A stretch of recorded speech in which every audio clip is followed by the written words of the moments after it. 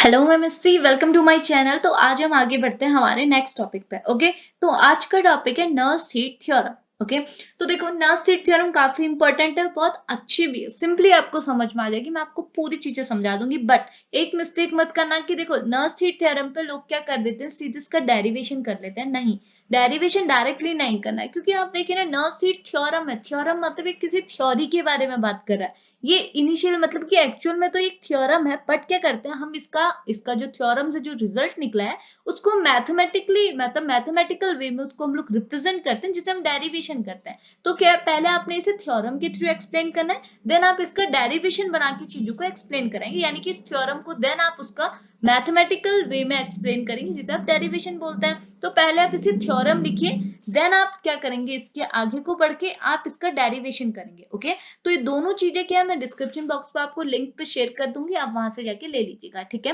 तो स्टार्ट करते हैं नर्स हीट थ्योरम होती क्या है। ठीक है, थोड़ी देर ध्यान से सुनना, चीजें बहुत क्लियर हो जाएंगी। ठीक है, देखो होता क्या है, नर्स हीट थ्योरम क्या करती है ना, नर्स हीट थ्योरम टेम्परेचर और एंट्रोपी के बीच में क्या बताती है, रिलेशनशिप। एंट्रोपी के बीच में क्या बताती है, रिलेशनशिप। अब आपने ये चीज पहले भी पढ़ी है, पहले कहाँ पढ़ी है, हमने क्या बोला था, थर्ड लॉ ऑफ थर्मोडायनेमिक्स जब हमने पढ़ा था, वहां भी मैंने आपको बताया था थर्ड लॉ ऑफ थर्मोडायनेमिक्स भी टेम्परेचर और एंट्रोपी के बीच में रिलेशनशिप बताता है। अब देखिए नर्स हीट थ्योरम और थर्ड लॉ ऑफ थर्मोडायनेमिक्स में, जब मैं आपको थर्ड लॉ ऑफ थर्मोडायनेमिक्स पढ़ाती थी, वहां भी मैंने आपको नर्स हीट थ्योरम के बारे में बताया था। क्यों, दोनों चीजें क्या बहुत ज्यादा कोरिलेट करती हैं। कैसे करती हैं, पहले आप देखिए, पहले एक टर्म आ रहा है एंट्रोपी। आपको मे भी मालूम होगा एंट्रोपी क्या है, बट अगर कोई नया बच्चा जुड़ा हुआ है तो मैं उसे बता दूं, एंट्रोपी मतलब होता है डिसऑर्डरनेस और रैंडमनेस। मतलब देखो, बार बार मैं आपको ये एग्जांपल से समझा रही हूँ कि आपकी क्लास है, ठीक है, ये क्लास है, इस क्लास में क्या है, सारे बच्चे, आप जो बच्चे हैं ये क्या है, ऑर्डर्ड वे में अरेंज है। जब आपकी क्लास में क्या है, प्रिंसिपल है, यानी कि अगर मैं इस क्लास को सिस्टम कंसीडर करूं, क्योंकि हम तो थर्मोडायनेमिक्स में सिस्टम पे बात कर रहे हैं, जिस पर रिएक्शन हो रही है उससे हम क्या बोलते हैं, सिस्टम। यानी कि इस सिस्टम की अगर मैं बात करूं, यानी कि इस क्लास को अगर मैं सिस्टम बोल रही हूँ और आप जो ये बच्चे हैं इनको मैं मॉलिक्यूल बोल रही हूँ। जब क्या प्रिंसिपल के आने की वजह से ये सारे बच्चे अपने जो इनकी सीट है वहां पर को ऑर्डर्ड वे में बैठे हुए हैं। इसका मतलब इस सिस्टम के सारे मॉलिक्यूल ऑर्डर्ड है, कोई भी मॉलिक्यूल घूम नहीं रहा है, फ्री नहीं है, रेंडमनेस नहीं है, डिसऑर्डरनेस नहीं है। तो इस सिस्टम की एंट्रोपी क्या हो जाती है, जीरो। एंट्रोपी का मतलब ही होता है रेंडमनेस और डिसऑर्डरनेस। लेकिन अगर क्या है, प्रिंसिपल क्लास से चला जाए तो क्या करते हैं, बच्चे घूमने लगते हैं, एक प्लेस से दूसरी प्लेस में जाने लगेंगे, कोई कहीं चलने लगेगा। तो क्या होगा, उस टाइम पर वो जो सिस्टम है उसमें क्या आ जाएगा, डिसऑर्डरनेस, रेंडमनेस। तो उस केस में आप बोल सकते हैं इस सिस्टम की, यानी कि इस क्लास में जो मॉलिक्यूल है उन्होंने क्या कर दिया, डिसऑर्डरनेस बना दी, यानी कि रेंडमनेस शो करने लगे, जिसकी वजह से उस सिस्टम में कुछ ना कुछ एंट्रोपी हो गई, यानी कि entropy is not equal to zero, क्योंकि वहां पर कुछ ना कुछ एंट्रोपी है।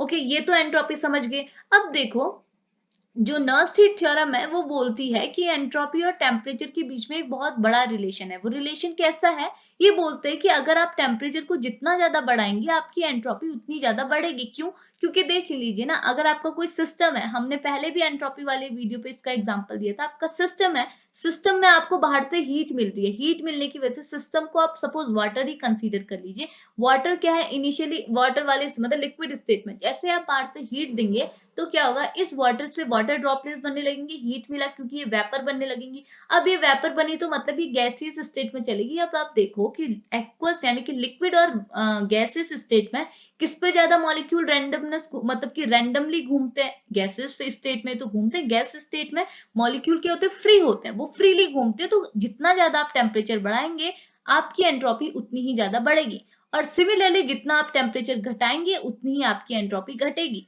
तो वही चीज ये बताता है नर्स हीट थ्योरम। और नर्स हीट थ्योरम ये बोलता है, जैसे आपका थर्ड ऑफ थर्मोडायनेमिक्स ने क्या बोला था, कि अगर आप 0 केल्विन टेम्परेचर पे कोई भी सब्सटेंस लीजिए तो एट 0 केल्विन टेम्परेचर उसकी जो एंट्रोपी होगी वो इक्वल होगी जीरो के, यानी कि उसकी एंट्रोपी जीरो होगी। ओके, बट ये जो थ्योरम थी वो किसके लिए, यानी कि जो लॉ था वो किसके लिए एप्लीकेबल था, सिर्फ प्योर सब्सटेंस के लिए, यानी कि प्योर सॉलिड और लिक्विड के लिए ही एप्लीकेबल था।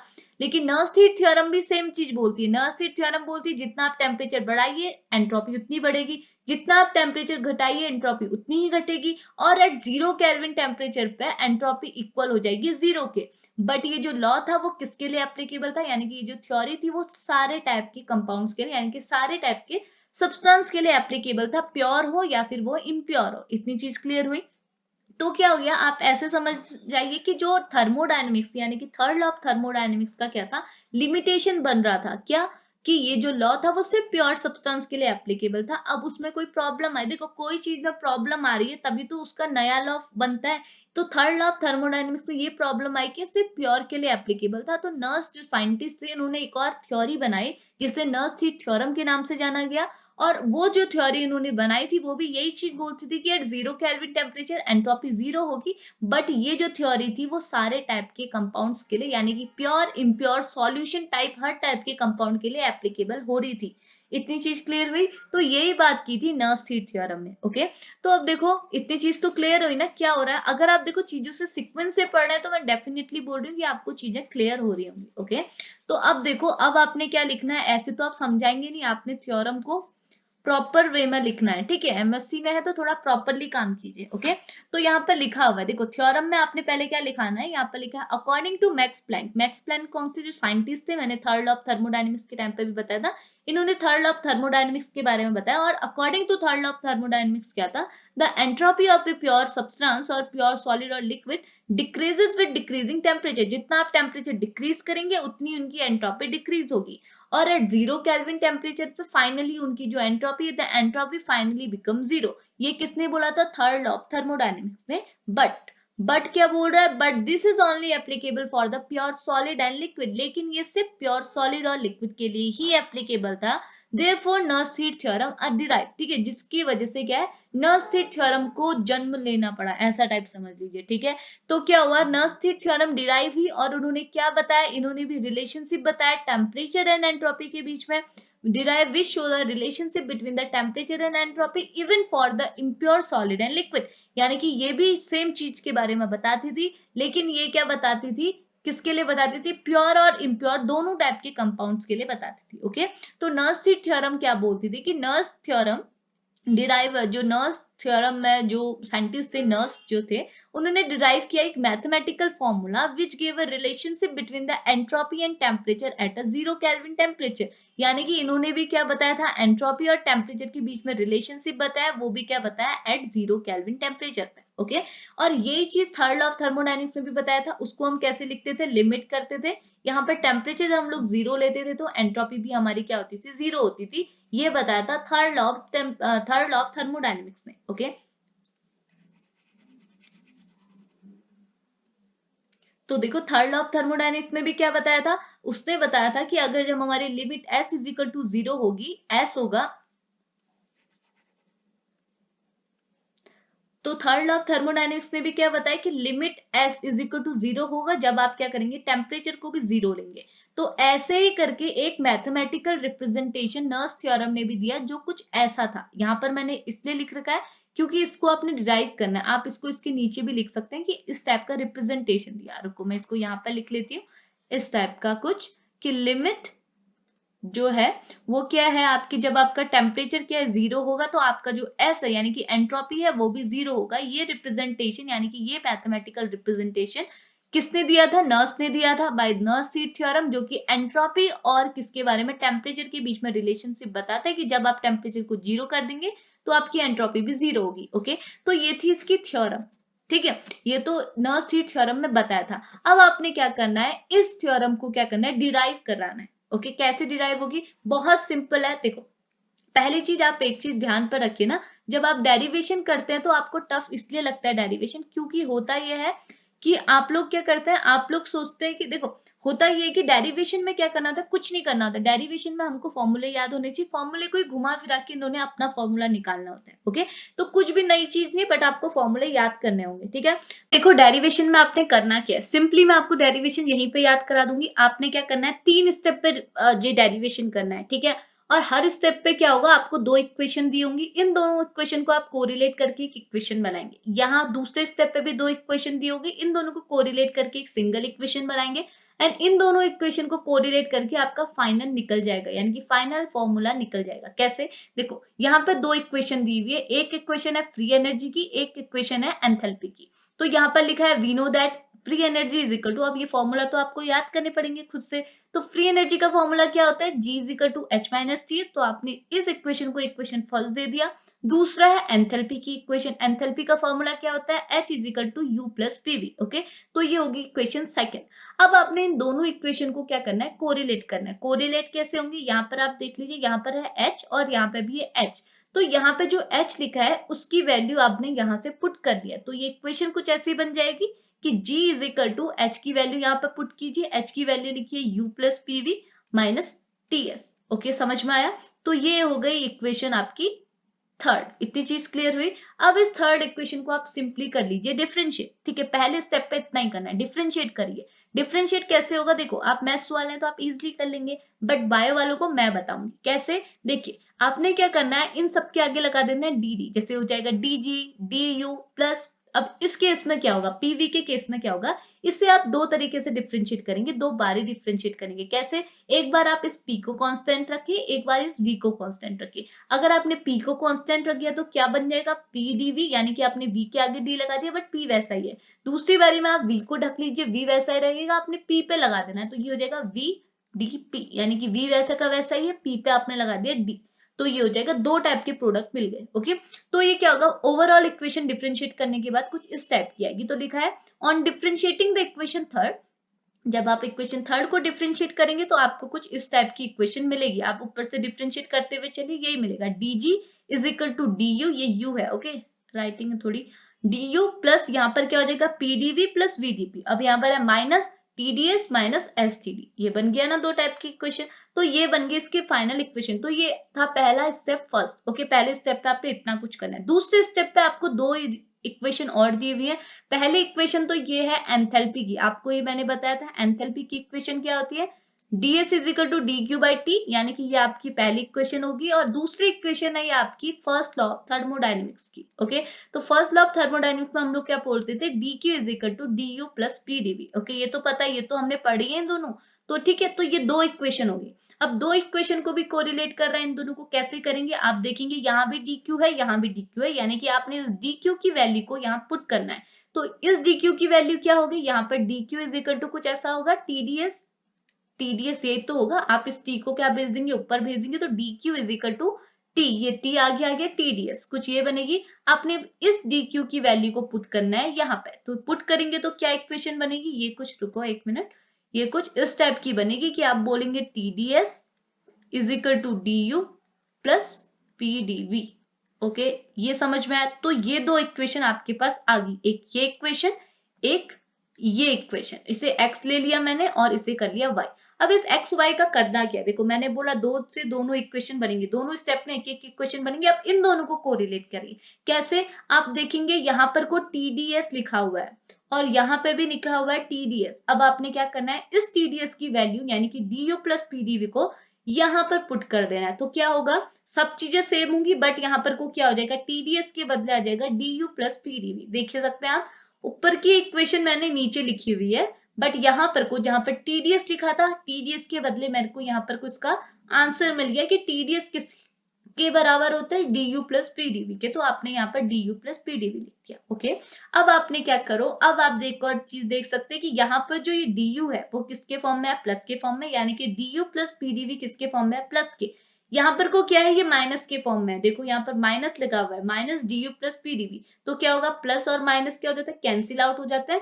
तो आपके पास अब फाइनल क्या मिला, dg is equal to vdp plus minus std। तो ये इक्वेशन आपको मिल गई। तो ये इक्वेशन होगी आपकी फिफ्थ। इतनी चीज क्लियर है। तो ये दो स्टेप पे हमने ये दोनों चीजें करनी है। इतनी चीज क्लियर हुई। अब आपकी है लास्ट स्टेप। लास्ट स्टेप पे आपने क्या करना है, कांस्टेंट लेना है प्रेशर को। जब आप प्रेशर को कांस्टेंट करेंगे तो आप देखिए यहाँ पर को प्रेशर की बात हुई है। अगर आपने प्रेशर को कांस्टेंट कर दिया, यानी कि इसे कर दिया जीरो, कांस्टेंट यानी कि प्रेशर चेंज ही नहीं हो रहा है, तो डीजी, ये जो डीजी है, डीजी लिखा है ना, डीजी मतलब डीपी लिखा है, डीपी मतलब क्या हुआ, चेंज इन प्रेशर। डी मतलब, या फिर डी लिखे या फिर डेल्टा लिखे। ओके, नहीं आ रहा समझ में, बताती हूँ, रुकिए। हाँ, देखो यहाँ पर क्या लिखा है, डीपी लिखा है, डीपी लिखा है या फिर डेल्टा पी लिखा है। इसका मतलब क्या हुआ, चेंज इन प्रेशर। जब आप प्रेशर को कांस्टेंट ले रहे हैं, प्रेशर जो पहले था वही बाद में है। तो पहले आपका, सपोज मैं ऐसे बोल रही हूँ, ठीक है, ऐसा होता नहीं है, मैं बोल रही हूँ जैसे आपके पास पहले 10 था, बाद में भी 10 है, क्योंकि प्रेशर तो कांस्टेंट है, तो इज इक्वल टू क्या होगा, जीरो। पहले 20 था, बाद में 20 है, तो क्या होगा, इज इक्वल टू 0, क्योंकि प्रेशर तो कांस्टेंट है। तो आपका चेंज इन प्रेशर, प्रेशर जब कांस्टेंट होगा तो चेंज इन प्रेशर यानी कि डीपी या फिर डेल्टा पी, कुछ भी बोलिए, वो क्या होगा, 0। अगर आपने इस डेल्टा पी को 0 रख दिया तो ओवरऑल क्या हो जाएगा, ये 0 है तो v इंटू 0 क्या हो जाएगा, v की जो वैल्यू होगी उसके बदले उसको आप 0 से मल्टीप्लाई करेंगे तो ओवरऑल पूरी चीज क्या हो जाएगी, 0, यानी कि पूरा क्या हो जाएगा, 0 हो जाएगा। इतनी चीज क्लियर हो रही। अगर ये पूरा 0 हो जाएगा तो dg इज इक्वल टू क्या बचा, माइनस एस डी टी। तो यहाँ पर लिखा है, तो इक्वेशन फिफ्थ क्या बन जाएगी, dg is equal to minus S D T. इतनी चीज क्लियर है, सिंपल है। तो दूसरे स्टेप में आपने बस कांस्टेंट कर लेना है प्रेशर। जब आपको मालूम होगा प्रेशर कांस्टेंट है तो आप इतना तो कर ही सकते हैं। तो फाइनल इक्वेशन आपकी कुछ ऐसी बन जाएगी। अब हमने क्या करना है, हमारा मतलब होता है एंट्रोपी से। हम एंट्रोपी की बात कर रहे थे, एंट्रोपी और टेम्परेचर की। तो आपने क्या करना है, एंट्रोपी को साइड ले लेना। अगर आप एंट्रोपी को ऊपर लेंगे तो क्या होगा, ये dt को आप इसके नीचे भेज देंगे। तो जब ये नीचे जाएगा तो dg minus dt is equal to minus, ऐसी इक्वेशन बनी। ये इक्वेशन होगी 6। अब आपने इसमें फाइनली क्या करना है, इसको लिखना है इन टर्म ऑफ चेंज, यानी कि चेंज के टर्म में। अगर आप इसमें क्या लगा दें, डेल्टा लगा दें, तो अगर आप इसमें डेल्टा लगाएंगे दोनों साइड तो क्या हो जाएगा, डेल्टा ये हो जाएगा minus delta S is equal to D delta G upon D T. ऐसी इक्वेशन आ जाएगी। अब फाइनली आप इसे लिमिट के टर्म में लिखिए, क्योंकि आप यहाँ पर इक्वेशन देखेंगे तो हमने किसके टर्म में लिखी है, लिमिट के टर्म में, लिमिट। ओके, लिमिट डेल्टा, ये लिमिट डेल्टा जब आपका टेम्परेचर 0 होगा तो एंट्रोपी भी 0 होगी। तो आप इसे क्या करेंगे, देखिए यहाँ पे आप बस इसे लिमिट के टर्म में लिख लीजिए। लिमिट के टर्म में कैसे लिखेंगे, आप दोनों के आगे लिमिट लगा दीजिए। मैं करना होता है, खाली लिमिट लिखना होता है। लिमिट के बाद आप क्या करेंगे, यहाँ पर को डी डेल्टा जी जैसा ऊपर था, और टेम्परेचर जब आपका 0 है, ओके, इज इक्वल टू क्या होगा, यहाँ हो जाएगा आपका लिमिट डेल्टा एस, और जब आपका टेम्परेचर जो है वो आपका क्या है, 0 है। ओके, तो आप इसको क्या हो सकता है, ये पूरा क्या हो जाएगा, 0 के इक्वल हो जाएगा। ओके, तो आप इसको कुछ ऐसा भी लिख सकते हैं, लिमिट डेल्टा एस जब आपका T is equal to 0 is equal to 0। तो ये जो इक्वेशन इससे डिराइव हुई, इसी इक्वेशन को आप क्या बोलते हैं, नर्स हीट थ्योरम। इसी को बोलते हैं नर्स हीट थ्योरम। ये इक्वेशन आप देखिए ऊपर वाली इक्वेशन के सिमिलर है, यहाँ पर देख लीजिए ये इक्वेशन के सिमिलर है। तो ये इक्वेशन को आप बोलते हैं नर्स हीट थ्योरम। ठीक है, कंफ्यूजन तो नहीं हुआ ना। तो यहाँ पर लिखा भी है, this equation represent the Nernst heat theorem according to Nernst heat theorem. तो इस इक्वेशन से आपको क्या पता चला, when the temperature is equal to 0 kelvin, जब आपका टेम्परेचर क्या है, 0 केल्विन है, तो उस टाइम पे आपका एंट्रोपी भी क्या है, 0 केल्विन, मतलब सॉरी 0 की है। जब आपका टेम्परेचर 0 का है तो आपका एंट्रोपी भी क्या है, 0 का है। यहाँ पर हम जो टेम्परेचर है वो केल्विन पे ले रहे हैं, इसीलिए हम बोल रहे हैं जब आपका टेम्परेचर 0 केल्विन पे है तो आपकी एंट्रोपी भी कहाँ पहुंच गई, 0 पे पहुंच गई। यही बताता था नर्स हीट थ्योरम। बट यही तो आपका क्या थर्ड लॉ ऑफ थर्मोडायनेमिक्स बताता था। बट वो जो लॉ था वो किसके लिए एप्लीकेबल था, ओनली प्योर सब्सटेंस के लिए। बट ये जो होगा वो एप्लीकेबल होगा प्योर और इम्प्योर दोनों टाइप के कंपाउंड्स के लिए। इतनी चीज समझ में आई।